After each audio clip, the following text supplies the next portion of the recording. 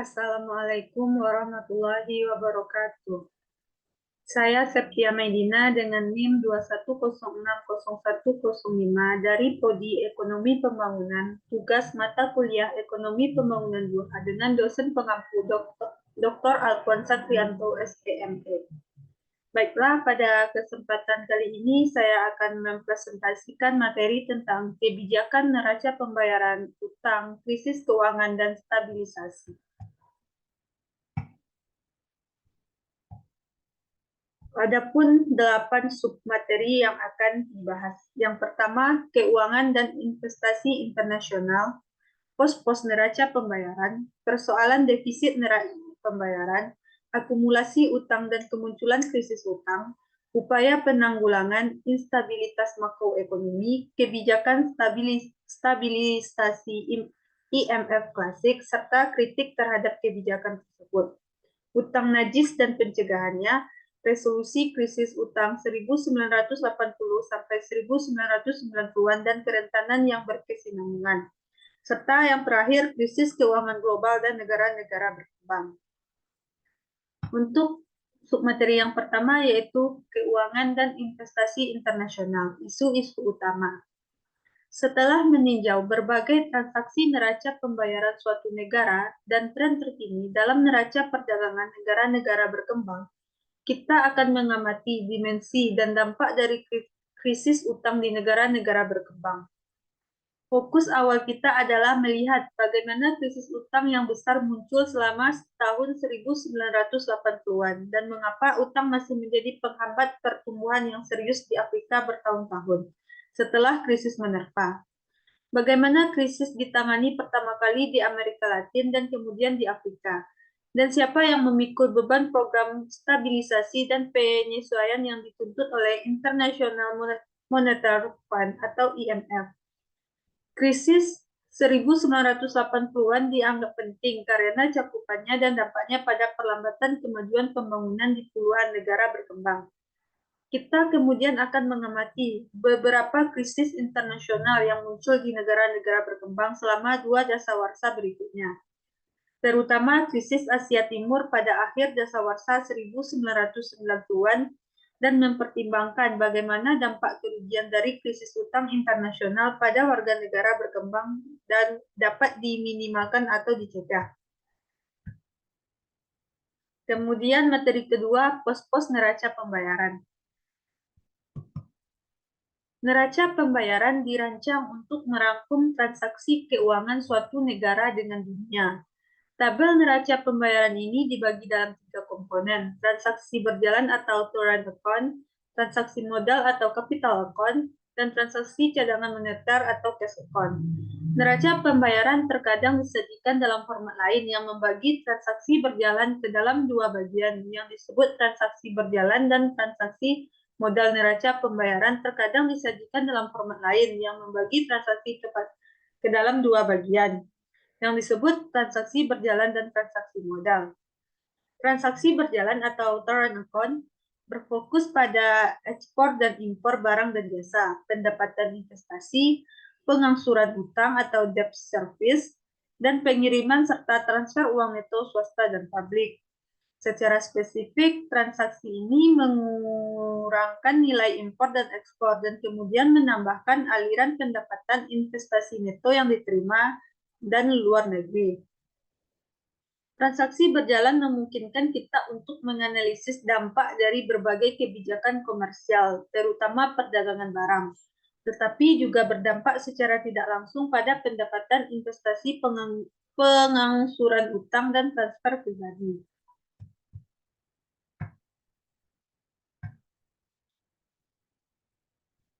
Yang kedua, transaksi modal atau capital account, atau transaksi keuangan atau financial account mencatat nilai investasi swasta asing langsung, biasanya oleh perusahaan multinasional, pinjaman luar negeri oleh bank swasta internasional, serta pinjaman dan hibah dari pemerintah asing dalam bentuk bantuan asing, dan badan multilateral seperti IMF dan Bank Dunia. Selanjutnya, transaksi cadangan moneter atau cash account, atau transaksi cadangan internasional, International Reserve Account, ITML, merupakan item penyeimbang bersama dengan errors dan omission. Item M yang menyelaraskan ketidakmerataan statistik, tapi terkadang digunakan sebagai proksi atau indikator aliran modal tersamar atau yang tidak tercatat. Yang diturunkan ditunjukkan sebagai aliran keluar neto dari cadangan valuta asing ketika pembayaran total dari transaksi berjalan dan transaksi modal melebihi penerimaan total. Submateri selanjutnya, persoalan defisit pembayaran. Yang pertama, beberapa isu kebijakan awal. Cadangan internasional atau internasional memiliki tujuan yang sama bagi negara-negara seperti halnya rekening bank bagi setiap individu. Cadangan ini dapat ditarik untuk membayar tagihan dan utang, dan bertambah dengan adanya simpanan yang berasal dari penjualan ekspor neto dan aliran masuk modal, dan dapat digunakan sebagai jaminan untuk meminjam cadangan tambahan. Dalam menghadapi terjadinya atau proyeksi defisit neraca pembayaran pada transaksi berjalan dan transaksi modal, negara berkembang memiliki beragam pilihan kebijakan. Untuk satu hal, mereka dapat mencari cara untuk memperbaiki saldo transaksi berjalannya dengan mendorong ekspansi ekspor atau membatasi impor atau keduanya. Dalam hal ini, ekspor terdapat pilihan lagi yang berkonsentrasi pada ekspansi ekspor produk primer atau sekunder. Dalam hal impor, kebijakan substitusi impor atau proteksi dan stimulus industri domestik untuk menggantikan produk manufaktur yang sebelumnya diimpor bagi pasar lokal, atau memberlakukan tarif selektif dan kuota fisik atau larangan impor barang-barang konsumen tertentu mungkin dapat dilakukan. Selain itu, negara berkembang dapat mencoba untuk memperbaiki saldo transaksi modal mereka dengan mendorong lebih banyak investasi swasta atau portofolio asing langsung, meminjam dari Bank Umum Internasional atau mencari bantuan publik asing atau hibah. Tetapi investasi swasta asing dan sebagian besar bantuan asing dalam bentuk hibah langsung tidak diberikan begitu saja. Penerima bantuan pinjaman harus membayar pokok utang dan bunga di kemudian hari. Terakhir, negara berkembang dapat berupaya memodifikasi dampak negatif dan defisit neraca pembayaran yang kronis dengan memperbesar cadangan moneter resminya. Salah satu caranya adalah dengan mendapatkan porsi uang emas internasional yang lebih besar, dikenal dengan special drawing atau right SDR. Biasanya dalam sistem moneter internasional, negara-negara dengan neraca pembayaran defisit diminta untuk mengatasi defisit tersebut dengan menarik cadangan resmi mereka dari dua aset moneter internasional utama mereka, emas dan dolar Amerika Serikat. Tetapi sering bertumbuhnya volume dan nilai perdagangan dunia, jenis aset internasional yang baru pun diperlukan untuk melengkapi emas dan dolar yang terbatas.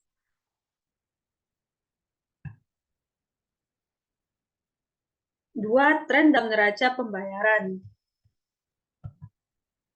Bagi sebagian besar negara berkembang, era 1980-an merupakan periode yang sangat sulit dalam neraca pembayaran mereka dibandingkan negara lain. Sebelum tahun 1980, strategi pembangunan konvensional telah memungkinkan negara-negara berkembang beroperasi dengan defisit transaksi berjalan yang besar karena impor barang modal dan barang menengah dibutuhkan untuk menyediakan mesin dan peralatan demi industrialisasi yang pesat. Pendapatan ekspor dihabiskan, tetapi tidak seluruhnya. Untuk impor ini, pembiayaan atas defisit ini kemudian dapat dimungkinkan melalui transfer sumber daya yang besar pada transaksi modal dalam bentuk bantuan asing bilateral, investasi swasta langsung oleh perusahaan multinasional, pinjaman swasta oleh Bank Umum Internasional, baik bagi pemerintah negara berkembang maupun bisnis lokal, serta pinjaman multilateral dari Bank Dunia dan pembangunan internasional lainnya. Selama 1980-an, dunia ketiga mengalami penurunan transaksi berjalan dan transaksi modal yang cukup parah. Alasan atas penurunan saldo transaksi berjalan pada tahun 1980-an dan 1990-an antara lain. Yang pertama, anjloknya harga komoditas termasuk minyak. 2. Resesi global pada tahun 1981 sampai 1982 dan 1991 sampai 1993 yang menyebabkan kontraksi besar dalam perdagangan dunia. Yang ketiga, meningkatnya proteksionisme di negara maju terhadap ekspor dari negara berkembang. Dan yang keempat, nilai tukar yang ditetapkan terlalu tinggi di beberapa negara berkembang.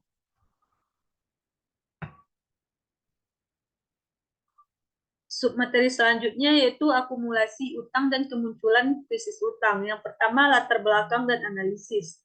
Akumulasi utang eksternal atau external debt merupakan fenomena biasa di negara berkembang pada tahap pembangunan ekonomi, di mana pasokan tabungan domestik rendah, defisit pembayaran transaksi berjalan tinggi, dan impor barang modal yang diperlukan untuk memperbanyak sumber daya domestik.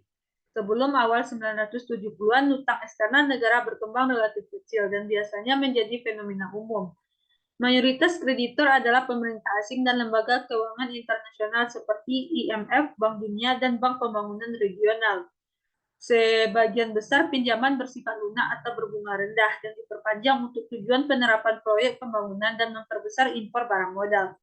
Akan tetapi selama akhir 1970-an dan awal 1980-an, Bank Umum mulai memainkan peranan besar dalam pinjaman internasional dengan mendaur ulang surplus yang berasal dari petrodolar. Ekspor OPEC yang mengeluarkan pinjaman umum bagi negara-negara berkembang untuk mendukung neraca pembayaran dan mengembangkan sektor.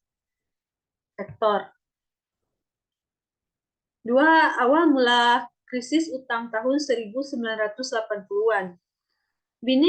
Benih krisis utang 1980-an disemai saat periode 1974 sampai 1979, ketika terjadi lonjakan dalam pinjaman internasional ditambah dengan adanya peningkatan besar harga minyak OPEC pada tahun 1974. Negara-negara berkembang mulai memainkan peranan yang lebih besar dalam perekonomian dunia dengan tingkat pertumbuhan rata-rata 6,6 selama 1967 sampai 1973.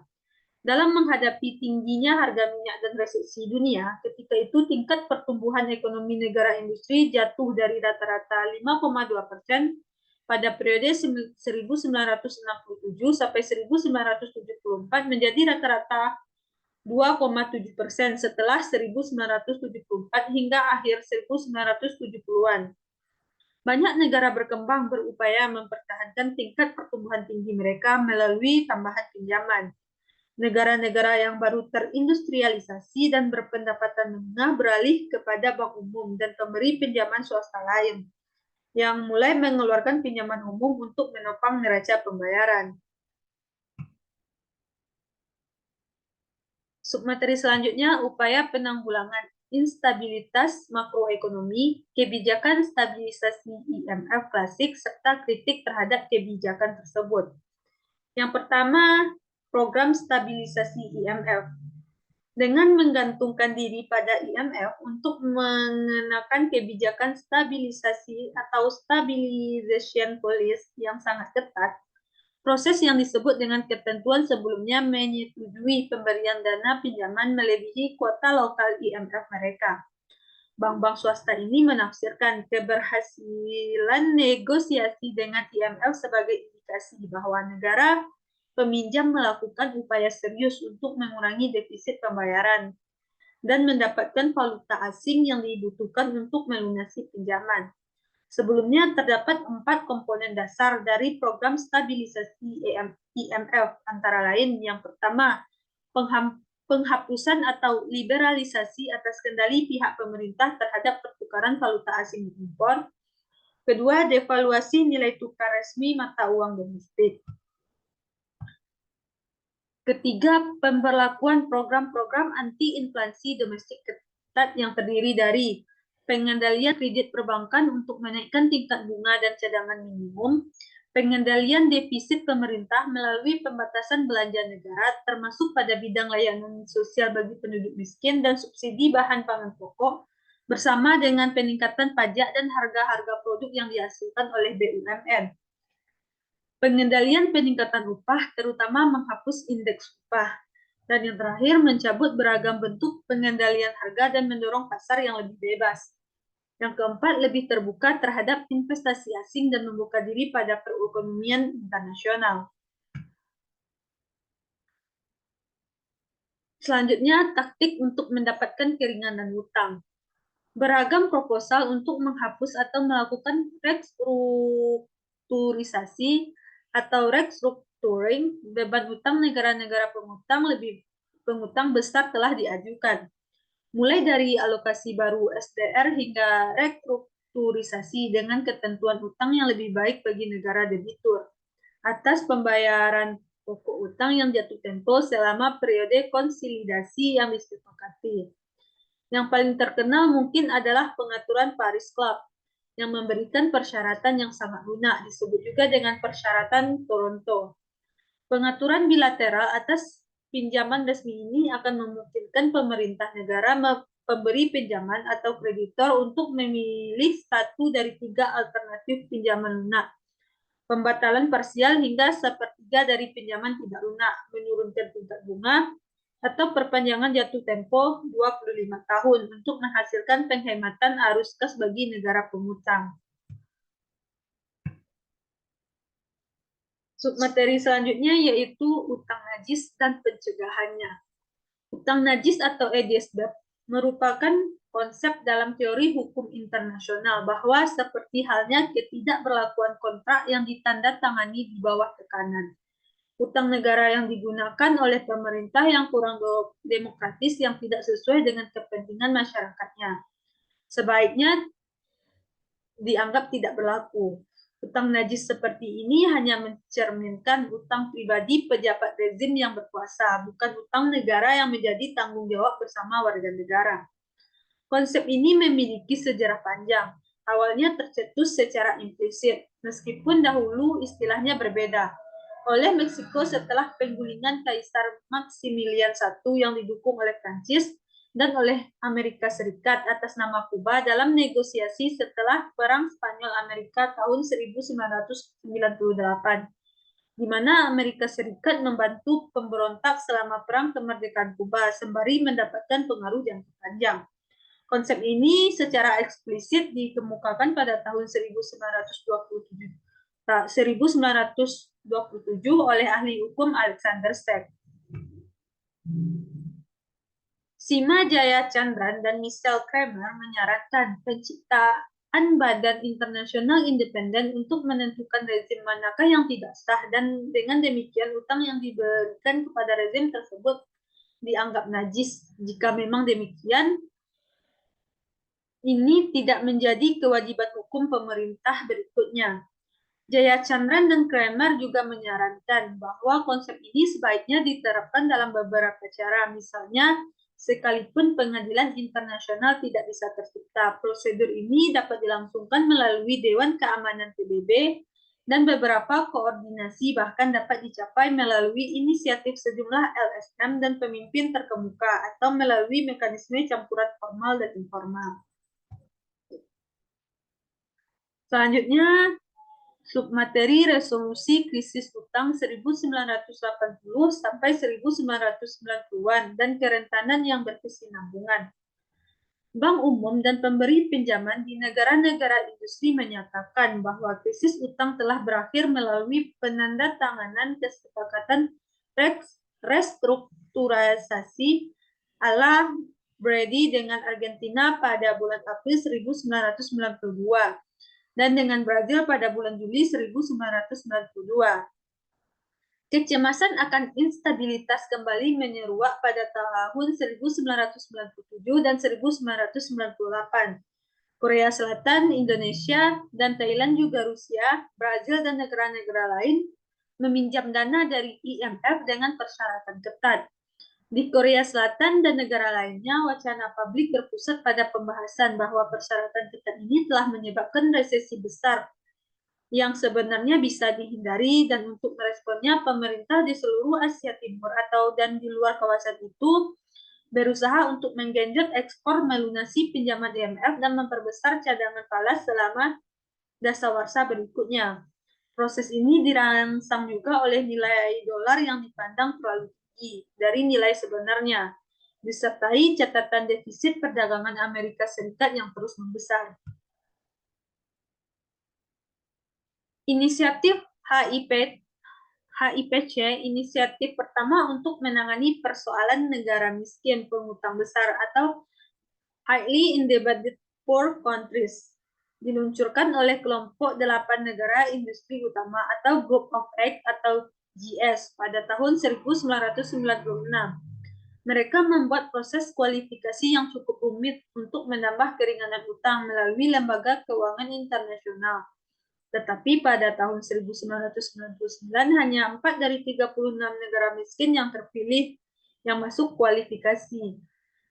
GX kemudian sepakat untuk menyisihkan sekitar $100 miliar untuk memperkaya keringanan utang bagi negara-negara HIPC yang menunjukkan dari sudut pandang Bank Dunia dan IMF bahwa mereka menerapkan kebijakan yang layak dan berkomitmen untuk mengentaskan kemiskinan.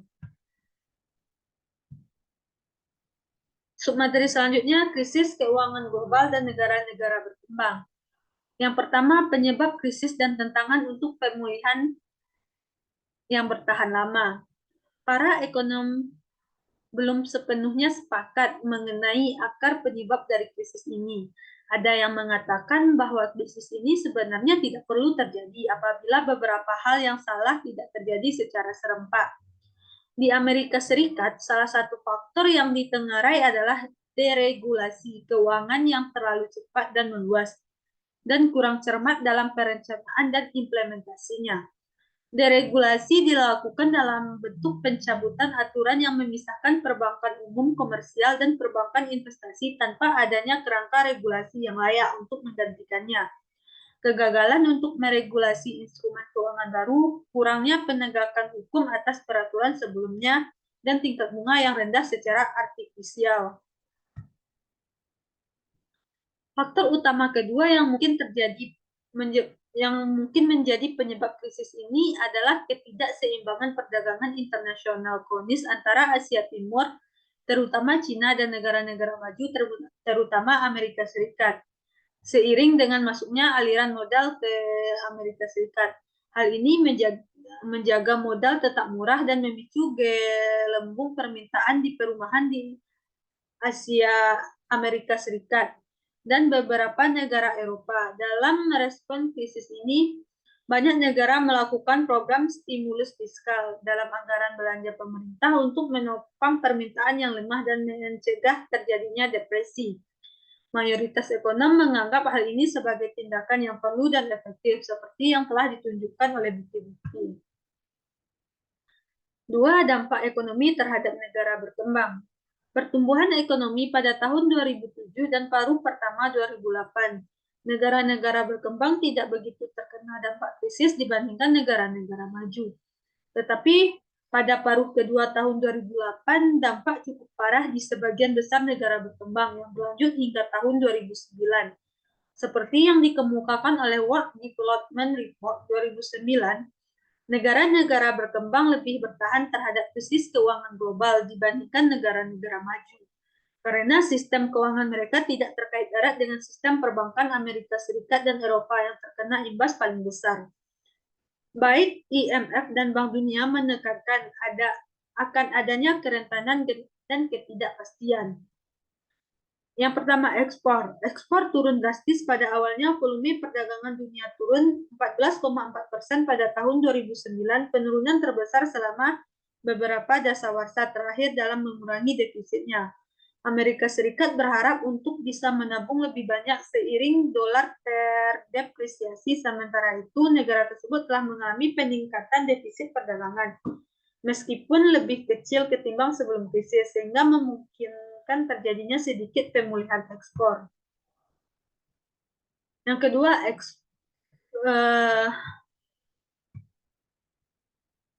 kedua, aliran masuk investasi asing. Sejak tahun 1970 dan menemukan bahwa impor tetap rendah bahkan dalam jangka menengah setelah krisis dan perbankan terjadi. Sementara ekspor dari negara yang terkena krisis relatif tidak terganggu.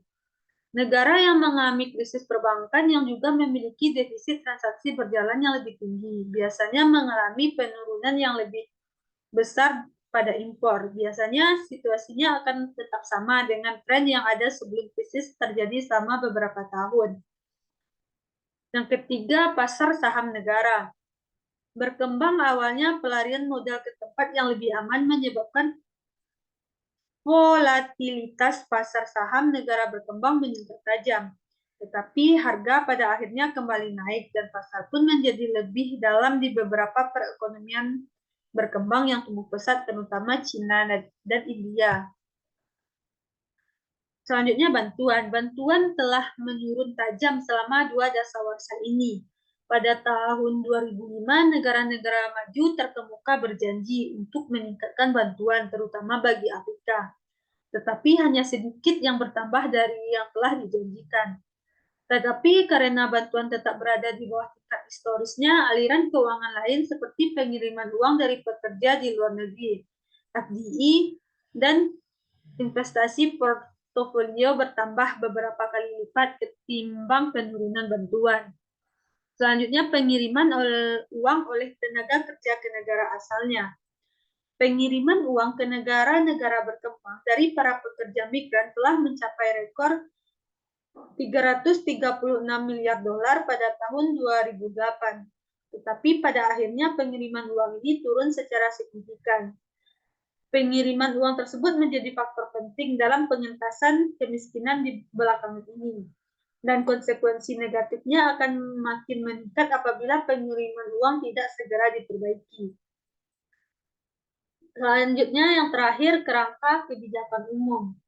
Sejumlah kecil negara berkembang mulai mempertimbangkan ulang fokus mereka untuk berperan lebih besar dalam globalisasi. Seiring risiko dianggap lebih tinggi dibandingkan sebelumnya. Namun ketika pertumbuhan di luar dugaan kembali pulih secara cepat, pembahasan ini menjadi kurang penting. Belum jelas apakah respon ini memiliki dampak yang bertahan lama, tetapi hal ini patut diawasi. Demikianlah presentasi materi mengenai materi pada kesempatan kali ini. Kalau ada salah dan jangkauannya, saya mohon maaf. Saya tutupi saja dengan membaca Assalamualaikum warahmatullahi wabarakatuh.